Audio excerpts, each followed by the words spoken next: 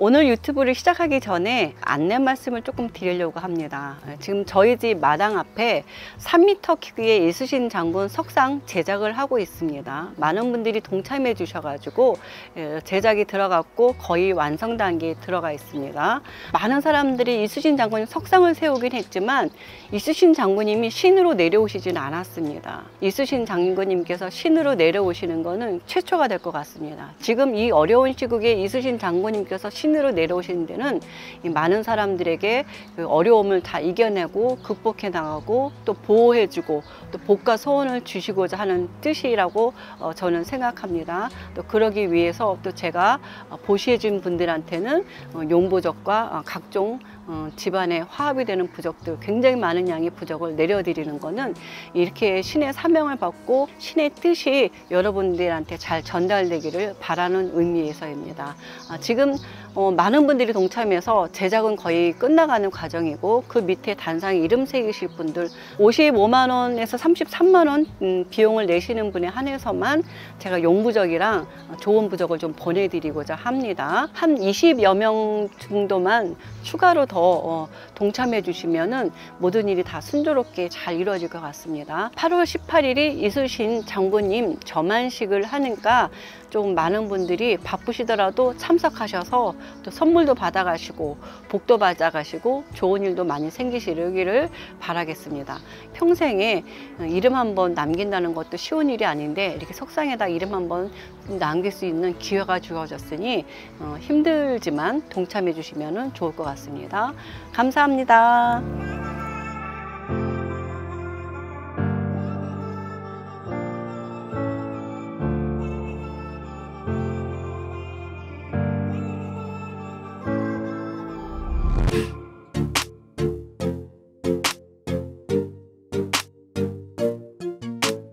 안녕하세요. 백운산 신전의 신녀 월혜 인사드리겠습니다. 저는 지난 3박 4일 동안 백두산과 라오산을 갔다 왔습니다. 이 산은 뭐냐면요, 옛날에 진시황이 불로초 평생 영생을 얻고 싶어서 불로초를 갖고 싶어서요 조사를 해봤더니 산신이 계신 곳이 3곳이 있다 그러더라고요. 백두산하고 라오산하고 우리나라 한라산, 이곳에 산신님을 만나서 불로초를 얻어오라고 이제 신화를 보냈다고 하죠. 네, 그런 곳이 이 3곳이었는데, 그래서 우연치 않게 제가 이제 백두산과 한라산은 갔다 왔습니다. 한 2번씩 갔다 왔기 때문에 라오산을 간 김에 백두산을 조금 들렀다 왔습니다. 역시 그 기운은 상상도 할 수 없습니다. 그리고 이렇게 굉장히 그 신이 선택한 곳이라는 것을 다시 한번 느끼면서 신도들 기도 좀 많이 하고 왔기 때문에 신도분들 또 이렇게 유튜브 보고 구독, 좋아요 눌러주신 분들도 함께 좋은 기운 받아서 소원들 이루시기를 바라겠습니다. 오늘은 호랑이띠에 관한 유튜브를 시작할까 합니다. 왜 산신님들은 호랑이를 데리고 다녔을까요? 산신님들 옆에 호랑이가 있을까요? 산신하면은 호랑이가 산신을 의미하잖아요. 원래는 우리 신화에 보면은요, 하늘에서 3,000명의 하늘의 신이 내려왔어요. 백두산에서 살았다고 그러잖아요. 공기를 흡입하고 살아요. 신들은 공기와 어떤 기운을 흡입하고 살았는데, 지구상에 내려오니까 산에 굉장히 많은 열매들이 있는데, 그 중에 어떤 신 한 분이 이렇게 땅에 내려갔더니 포도라는 열매가 있는 거예요. 포도, 머루, 달에 이런 종류를 의미하는 것 같아요. 포도를 따서 신들한테 먹어보라고 했어요. 그래서 이 신들이 먹어봤더니 정말 맛있는 거예요. 그래서 신들이 다 나눠 먹었어요. 근데 신들이 공기를 흡입하면서 영원한 영생을 살았다고 한다면 땅에 있는 음식을 먹음으로 인해서 신의 수명이 줄어들었다고 합니다. 그래서 이 포도를 갖고 와서 신의 수명이 줄어들게 한 신이 너무나 신들한테 미안한 거예요. 그래서 이거에 대한 책임감, 미안함, 죄의식을 가지고 자기는 산을 지키는 수호신이 되겠다 해가지고 산속으로 들어가셨습니다. 산에는 동물들이 많았어요. 호랑이하고 곰이 있잖아요. 곰은 신과의 약속을 잘 지켜서 사람으로 재탄생했습니다. 이런 진화한 웅녀와 결혼해서 단군 할아버지를 낳았죠. 우리가 이게 인류의 시작에 대한 이야기의 시작이라고 한다면요, 사람이 너무나 되고 싶은 호랑이는 물론 그 약속을 못 채우고 뛰쳐나왔습니다. 뛰쳐나와서 산으로 올라가신 그 산신령님들과 같이 그 신을 지키는 수호신이 되었다, 뭐 이런 이야기도 있습니다. 그리고 산을 지키려는 어떤 가장 강한 기운, 우리 그 환우님을 같이 사랑하는 여인으로 상징하는 분이 웅녀라고 하신다면은 산을 지키는 웅장한 수호신은 지구에 내려와서 땅에서 먹은 최초의 음식을 먹음으로써 생긴 신들의 어떤 사명감을 가지고 산을 지키는 수호신이 되셨다면은 미처 사람이 되지 못한 그 호랑이만의 어떤 그 사명감, 이런 신의 뜻이 아니었을까라고 생각합니다. 자세한 거는 뭐 신만이 아시겠지만 그 당시의 생활과 그 상황을 유추해 본다면 그래서 수호신인 호랑이를 말하는 것이고요. 우리가 호랑이도 말하지만은 우리 12띠 뒤에 들어가지 않는 고양이도, 우리가 살고 있는 세상 속에서는 고양이도 산신의 아류라고 얘기합니다. 그래서 산에 올라갈 때 직접 호랑이를 못 봤어도 빛보여서 고양이를 호랑이로 이렇게 빛보여서 이야기하는 경우도 우리 무속에서는 굉장히 많습니다. 그럼 본론으로 들어와서 올 한해 호랑이띠한테 들어온 살은 뭔가요? 올해 호랑이띠한테 들어온 살은 상문살입니다. 상문살은 상갓집 가면은 100% 상문살이 낀다는 얘기예요. 상문살이 낀다는 건 뭘까요? 우리가 상갓집을 갔을 때는 이런 거 있잖아요. 상갓집에 가면 저승사자도 많고, 그쵸? 저승사자도 많고, 나쁜 기운도 많고, 악령도 있을 수도 있고, 사기, 잡기에다가 병균에, 세균에, 허주, 잡신, 세상에 안 좋은 것들은 다 모여 있는 곳이 상갓집이에요. 근데 이럴 때 내가 급하게 상갓집에 가면 100% 이런 상문살이 나한테 묻어온다. 묻어왔으면 어떻게, 나한테 나쁜 일이 생기겠죠? 안 좋은 일이 생겨요. 그래서 갑자기 아프거나 다치거나 아니면 뭐 진짜 옛날에 급살 맞는다 그래요. 바로 갔다 와서 쓰러져 죽는 경우도 있어요. 이런 경우들도 있기 때문에 굉장히 조심해야 된다. 근데 나는 원래 안 가 그러는데 이런 살이 들어왔을 때는 꼭 상갓집 갈 일이 생겨요.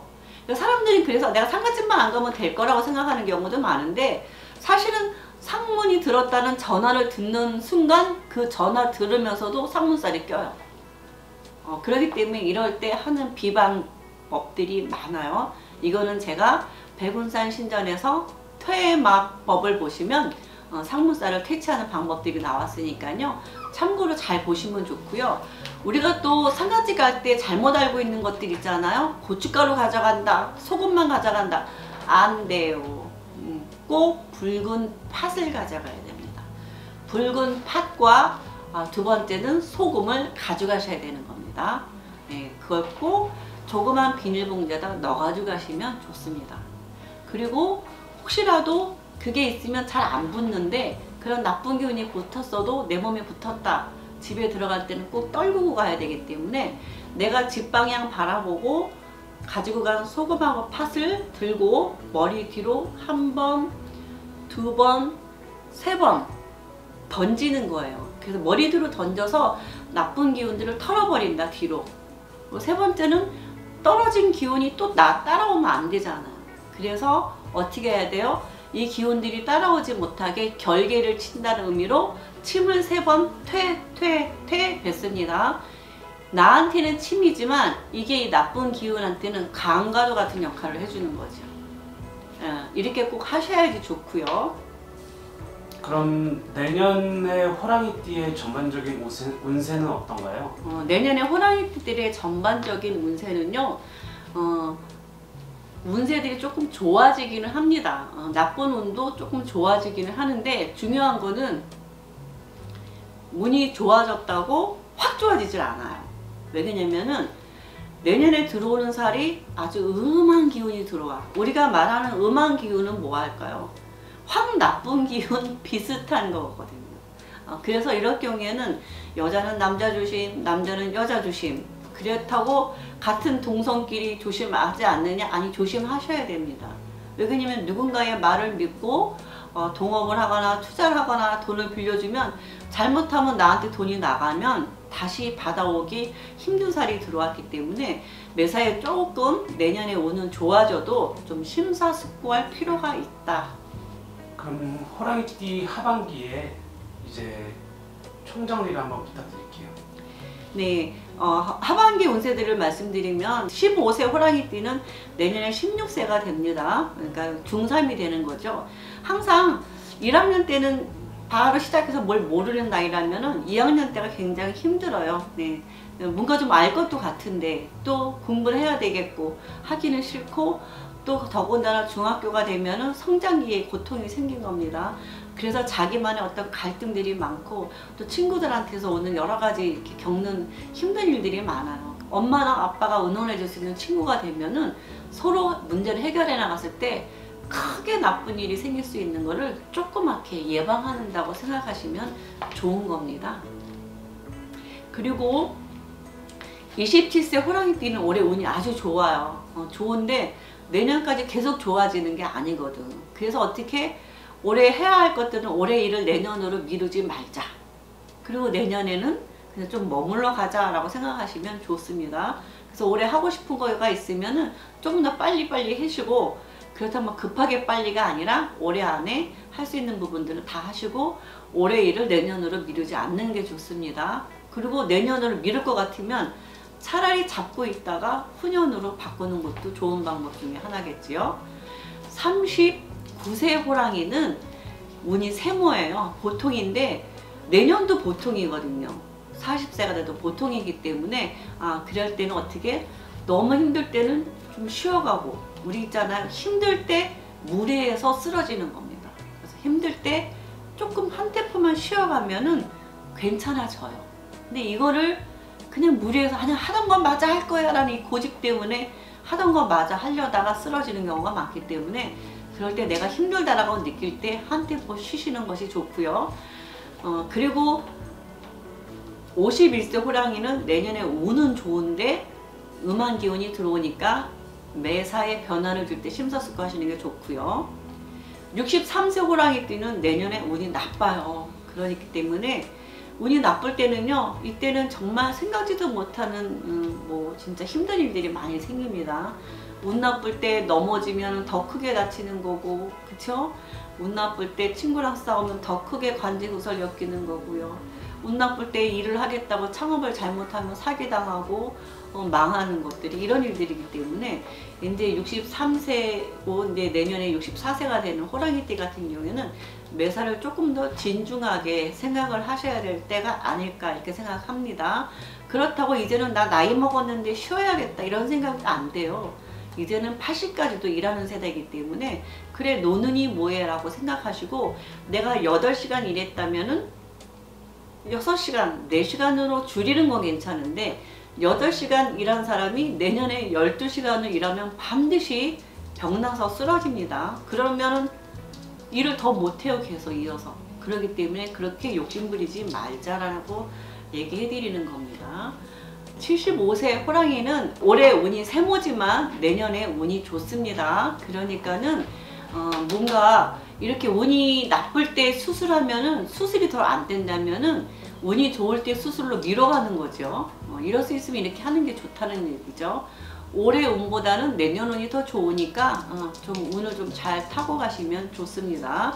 그래도 나이 드신 분들은 하루가 힘들다고 하잖아요. 매사에 건강관리 잘 하시는 게 좋아요.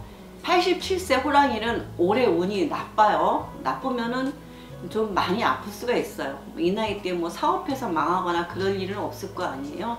이럴 때 너무 욕심 부리지 말자라고 얘기해요.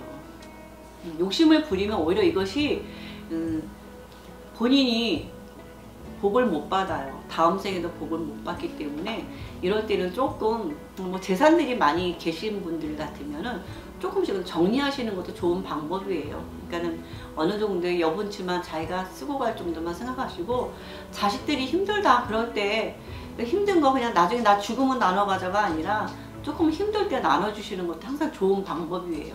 마지막으로 호랑이띠에게 해주고 싶으신 말 있으실까요? 네, 호랑이띠들이 성격들이 좀 강인한 성격입니다. 물론 생일에 따라서 부드럽게 강한 사람이 있다면 화내고 강한 사람도 있고 그거는 타고난 그 나이와 음양오행에서 좀 다를 뿐이지 그렇다고 호랑이가 무조건 무서운 거는 아닙니다. 네, 그래서 힘들면 힘들다라고 말을 하고 서로가 의논하고 서로가 사람은 혼자서는 못 살아요. 네, 산신님도 혼자 살기 힘드시니까 호랑이랑 같이 사시듯이 더불어서 사는 겁니다.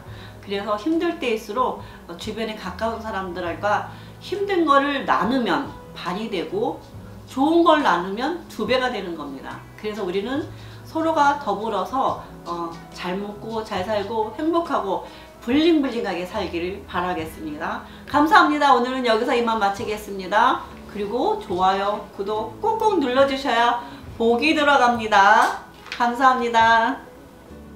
백중제 행사를 저희는 하는데요. 사실 이런 제를 지내는데 하루 그냥 제사 지내는 걸로는 이렇게 구천을 떠돌거나 지옥에 계신 분을 극락으로 인도한다는 건 참 어려운 일이에요. 하루아침에 안 돼요. 저희는 하루가 아닌 49일 동안 제를 지내드립니다. 7월 1일 날 입제를 합니다. 7월 1일 날 입제를 하고 매일같이 그분들에서 술도 또 먹을 것도 이렇게 올려드려서 49일 날 또 해양을 하는 날입니다. 저 같은 경우에는 수자령가도 일일이 이름을 지어주고 또 옷도 한 번씩 해드리는데 이 옷에다가도 다 이름을 써서 그렇게 정성스럽게 49일간 제를 올려드리는 행사를 하는데 한 분 올리실 때 5만 원을 받습니다. 부부 2분이실 경우는 10만 원이겠죠. 그리고 수자령일 경우에는요, 유산한 아기들 10살 이전에 죽은 아기들은 반드시 천도제를 해줘야만이 하늘나라로 가고 환생을 합니다. 수자령일 경우에는 1명은 5만 원, 2명은 10만 원인데 자기 자손 하나에서 3명이든 5명이든 무조건 10만 원을 받아서 천도를 하는 거에 목표를 두고 저희가 이렇게 49일 동안 기도를 해드리니까 많은 분들이 동참을 하시면 좋을 것 같습니다. 감사합니다. 여기서 이만 마치겠습니다.